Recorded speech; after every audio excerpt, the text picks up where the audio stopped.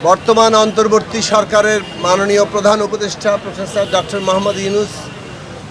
বিভিন্ন রাজনৈতিক দলকে আমাদের দল এবং গণতন্ত্র মঞ্চের ভুক্ত দলগুলো সহ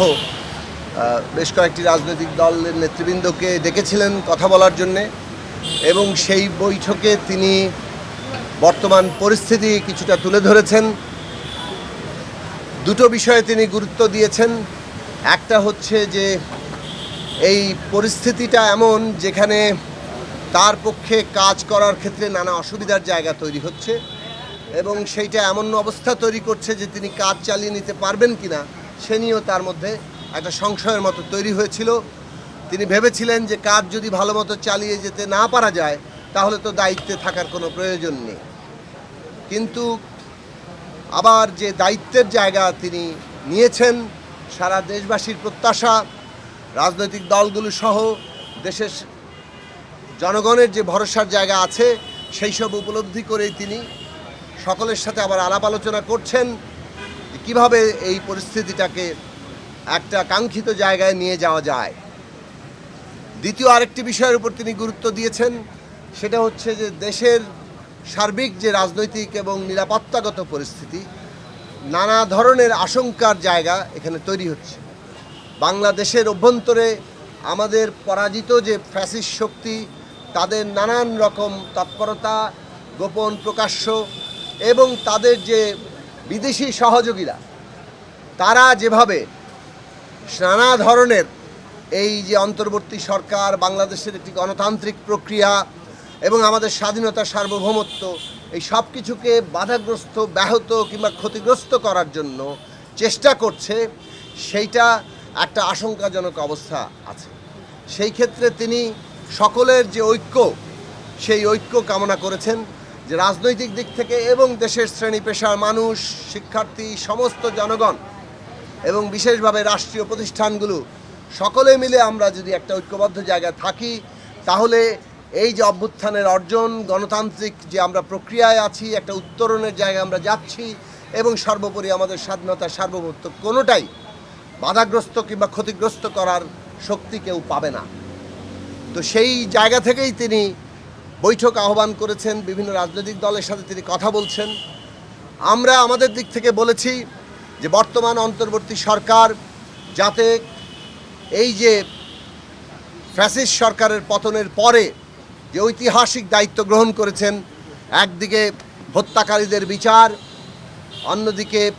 জনগণের যে প্রত্যাশা, দেশে একটা নতুন রাজনৈতিক বন্দোবস্তের জন্য একটা আমূল সংস্কারের জায়গায় যাওয়া, গণতান্ত্রিক সংস্কারের জায়গায় যাওয়া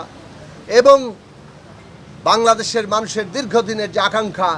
একটা সুষ্ঠু নির্বাচনের মধ্য দিয়ে তারা জনগণের সত্যিকার প্রতিনিধি নির্বাচিত করার যে ক্ষমতা, সেইটা অর্জন করার বিষয়ে যে দায়িত্ব, এইটাকে বাস্তবায়ন করার যে দায়িত্ব এই সরকার নিয়েছে, আমরা পরিষ্কারভাবে বলেছি এটা সম্পন্ন করেই আপনাদের সরকারকে যেতে হবে এবং এর অন্যথার কোনো সুযোগ নেই। এবং প্রফেসর ডক্টর মোহাম্মদ ইউনূসকেই জনগণ যেহেতু একটা ভরসার জায়গায় রেখেছে, সেই তাকেই এই দায়িত্ব পালন করতে হবে। যত বাধাবিঘ্নই থাকুক, প্রতিকূলতা থাকুক, সেটা তার মনের উপরে যত চাপই সৃষ্টি করুক না কেন, আজকে যে ঐতিহাসিক জাতীয় দায়িত্ব তিনি গ্রহণ করেছেন, সেই দায়িত্ব তাকে পালন করে, সম্পন্ন করে বাংলাদেশের ইতিহাসে একটা দৃষ্টান্ত স্থাপন করতে হবে, যাতে করে ভবিষ্যতে এটা একটা অনুপ্রেরণার বিষয় থাকে। আমরা বলেছি যে এখন সবচেয়ে গুরুত্বপূর্ণ জায়গা হচ্ছে যে নানা ধরনের অনাস্থা, অস্থিতিশীলতা তৈরি হয়েছে, অনাস্থা নানা পারসেপশন তৈরি করছে, এক একজন সম্পর্কে এক একজনের পারসেপশন বদলে যাচ্ছে এবং এর মধ্য দিয়ে দূরত্ব তৈরি হচ্ছে এবং সেই দূরত্ব এবং অনাস্থা, পারসেপশনই নানাভাবেই আমরা দেখতে পাচ্ছি যে একটা অস্থিতিশীলতারও কোনো কোনো ক্ষেত্রে জন্ম দিচ্ছে। কাজেই আমাদেরকে এই যে অনাস্থার জায়গা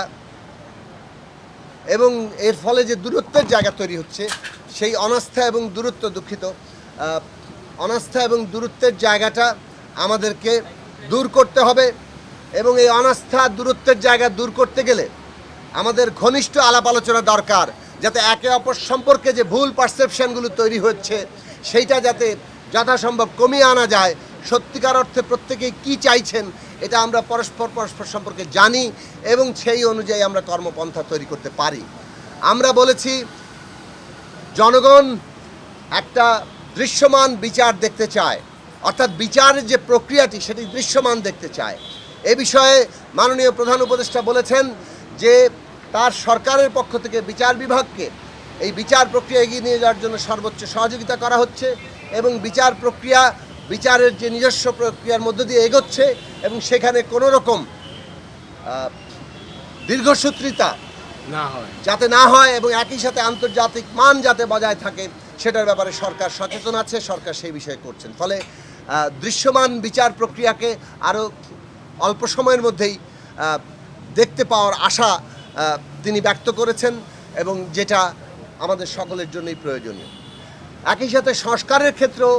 আমরা যেটা বলেছি যে আগামী 15ই জুলাইয়ের মধ্যে, যেহেতু ঐকমত্য কমিশন ইতিমধ্যে 15ই জুলাইয়ের মধ্যে সময় নিয়েছে, তাই 15ই জুলাইয়ের মধ্যে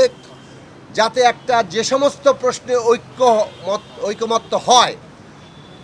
আর নানান আলাপ আলোচনার মধ্য দিয়ে ফর্মাল ইনফর্মাল সমস্ত প্রক্রিয়া নানান আলাপ আলোচনার মধ্য দিয়ে যে সমস্ত পয়েন্টে ঐকমত্য হয় সেগুলোকে জুলাই সনদ কিংবা জাতীয় সনদ আকারে দ্রুততম সময়ে ঘোষণা করতে হবে। আর যে সমস্ত পয়েন্টগুলোতে দ্বিমত থেকে যাচ্ছে সেইগুলো যাতে জনগণের কাছে নির্বাচনী প্রক্রিয়ার মধ্যে দিয়ে আমরা নিয়ে যেতে পারি, এইটাই পদ্ধতিগত জায়গা এবং এই পদ্ধতির ব্যত্যয় যাতে না ঘটে। মাননীয় প্রধান উপদেষ্টা বলেছেন এটাই পদ্ধতি, কনসেনসাস এবং বাকিটা জনগণের কাছে নির্বাচনের মধ্যে যাবে। এই পদ্ধতির বাইরে অন্য কোনো পদ্ধতি আসলে এখানে গ্রহণ করার কোনো সুযোগ নাই, কেননা সেটা একটা কনফ্লিক্টের জন্ম দেবে এবং নানা ধরনের সংঘাত আমাদের পুরো প্রক্রিয়াটাকেই ব্যাহত করতে পারে। তৃতীয় বিষয় হচ্ছে নির্বাচন, এবং নির্বাচনের ক্ষেত্রে আমরা বলেছি বিচার এবং সংস্কারের যেমন আমরা রোডম্যাপ চাই, নির্বাচনেরও সুনির্দিষ্ট রোডম্যাপ চাই।